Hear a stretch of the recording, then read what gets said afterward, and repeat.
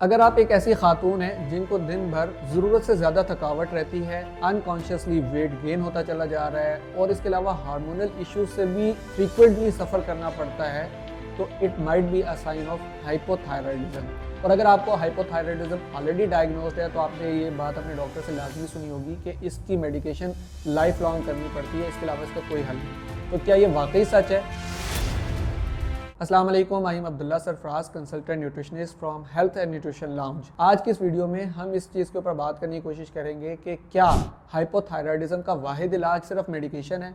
क्या इसको हम डाइट और लाइफस्टाइल की मदद से रिवर्स या हील कर सकते हैं या इसके सिम्टम्स को कंट्रोल कर सकते हैं? तो सबसे पहले ये देख लेना ज़रूरी है कि हाइपोथायराइडिज्म बेसिकली है क्या। वैसे तो इसकी बहुत सारी टाइप्स हैं, लेकिन इसकी सबसे commonly prevalent type primary hypothyroidism है। इस टाइप के अंदर ना सिर्फ आपका थायराइड ग्लैंड इन्वॉल्व होता है, बल्कि आपका गट और आपका ब्रेन भी इन्वॉल्व होता है। और इसको क्विकली समझ लेना ज़रूरी है कि आपके जिस्म के अंदर ऐसा क्या हो रहा होता है जिसकी वजह से आपका थायराइड फंक्शन स्लो हो जाता है। तो सबसे पहले ये समझ लेना ज़रूरी है कि हाइपोथायराइडिज्म में एक्चुअली हो क्या रहा होता है आपकी बॉडी के अंदर।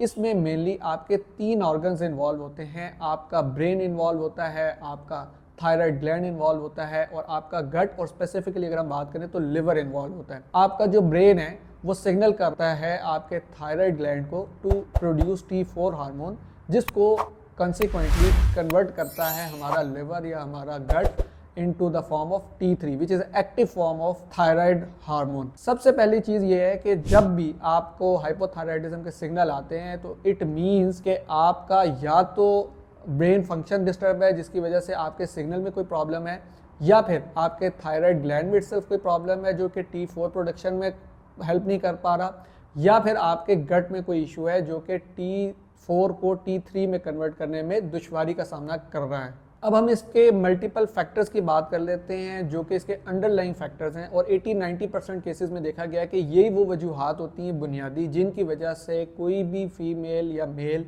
हाइपोथायराइडिज्म का शिकार होता है। लेकिन मोस्ट कॉमनली ये बीमारी हिट करती है हमारी फीमेल पॉपुलेशन के अंदर। और फीमेल पॉपुलेशन के अंदर जो सबसे कॉमन फैक्टर्स हैं उनको अगर हम लिस्ट करें तो सबसे पहली चीज़ है क्रॉनिक स्ट्रेस। ख़वातीन को थोड़ी सी इमोशनल सपोर्ट की ज़रूरत होती है day in and day out to complete their task, और जब उनको वो इमोशनल सपोर्ट नहीं मिल रही होती तो उस टाइम पे वो एक स्ट्रेस की कैफियत से गुजर रही होती हैं, और वो स्ट्रेस जब मल्टीप्लाई हो जाता है तो वो क्रॉनिक स्ट्रेस के अंदर चले जाती हैं, जिससे उनका कॉर्टिसोल हार्मोन डैमेज होता है, जिसकी वजह से वो क्रॉनिक स्ट्रेस का शिकार होने के साथ साथ हाइपोथायराइडिज्म की तरफ भी लीड कर जाती हैं। दूसरी कॉमन चीज़ जो फैक्टर इसमें इन्वॉल्व है वो न्यूट्रिएंट डेफिशिएंसी है। इसमें ना सिर्फ आयोडीन की डेफिशिएंसी होती है जो कि सबसे ज़्यादा कॉमन है, इसके अलावा सेलेनियम और जिंक की डेफिशिएंसी भी बहुत ज़्यादा कॉमन है। तीसरी चीज़ इसमें गट इश्यूज़ इन्वॉल्व हैं। तीसरा जो बहुत बड़ा फैक्टर है वो गट इश्यूज़ का है। जब भी आपको इंडाइजेशन होती है, या तो ज़रूरत से ज़्यादा पखाना आता है या फिर कॉन्स्टिपेशन रहने लग जाती है, तो ये भी आपको हाइपोथायराइडिज्म की तरफ लीड करती है। चौथी चीज़ इसमें इंसुलिन रेजिस्टेंस है। इंसुलिन रेजिस्टेंस एक मेटाबॉलिक सिंड्रोम है जिसका जिक्र आपने बहुत दफ़ा सुना होगा, जिसमें आपका वेट गेन होने लग जाता है और मसल स्ट्रेंथ लूज होने लग जाती है। और पांचवी चीज़ आपकी मल्टीपल सर्जरीज हैं। ये बहुत कॉमनली देखा गया है। उन खवातीन में हाइपोथायराइडिज्म सबसे ज़्यादा कॉमन है जो सी सेक्शन से गुजरती हैं, मल्टीपल सी सेक्शन से गुजरती हैं, या हिस्टेरेक्टमी होती है। बहुत कॉमन आजकल एक प्रैक्टिस है कि जो गाल स्टोन्स होते हैं उनको रिमूव करने के लिए आपका पिता रिमूव कर दिया जाता है। तो उसके बाद ये देखा गया कि हाइपोथायराइडिज्म होने के चांसेस जो हैं वो 70 to 80% बढ़ जाते हैं। अब हमने इसके फैक्टर्स की तो बात कर ली है, अब देखते हैं कि इसके सोल्यूशन क्या हैं, इसका रिवर्सल प्रोटोकॉल क्या हो सकता है, इसके सिम्टम्स को मैनेज करने के लिए या इसको टोटली हील करने के लिए आपको किन चीज़ों के ऊपर काम करने की ज़रूरत है। सबसे पहले आपको अपने गट के ऊपर काम करने की ज़रूरत है, और इसमें 2 मेन चीज़ें हैं जो कि आपको अपने साथ लेके चलनी होंगी। सबसे पहले प्रोबायोटिक्स, जो कि आपको फर्मेंटेड प्रोडक्ट से मिलता है। जिस तरह आप दही का इस्तेमाल करते हैं या आप अचार या पिकल का इस्तेमाल करते हैं, उससे भी आपको ये प्रोबायोटिक्स मिल जाते हैं।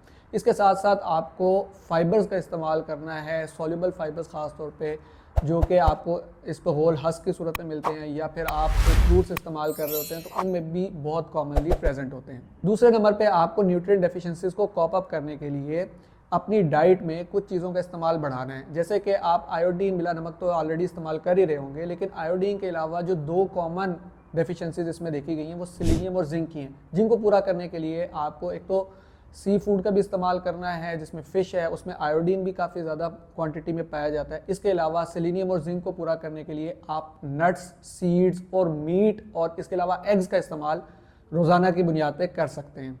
तीसरी अहम चीज़, आपने अपने स्ट्रेस को मैनेज करना है और इसके लिए आपको वॉक करनी है, आपको ब्रीदिंग एक्सरसाइजेज करनी है।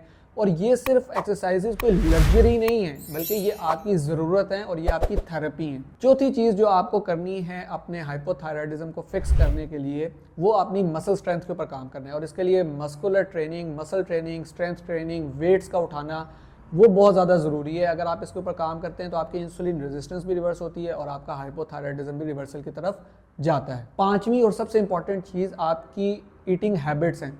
आपने किसी भी क्रैश डाइट की तरफ बिल्कुल भी नहीं जाना, क्योंकि अमूमन ख़वातीन देखा गया है कि जब अनकॉन्शियसली उनका वेट गेन होने लगता है तो वो फ़ौरन से क्रैश डाइट स्टार्ट कर देती हैं। अगर आप क्रैश डाइट स्टार्ट करेंगे तो आपको न्यूट्रिएंट डेफिशिएंसीज और ज़्यादा हो जाएंगी, ना सिर्फ माइक्रो न्यूट्रिएंट्स की बल्कि मैक्रो न्यूट्रिएंट्स की भी डेफिशिएंसीज होंगी। इसलिए अपनी डाइट को बहुत ज़्यादा बैलेंस रखने की ज़रूरत है, जिसमें थोड़ी क्वांटिटी में कार्बोहाइड्रेट्स, इसके अलावा प्रोटीन्स का अच्छा इस्तेमाल और हेल्दी फैट्स का इस्तेमाल बहुत ज़्यादा ज़रूरी है।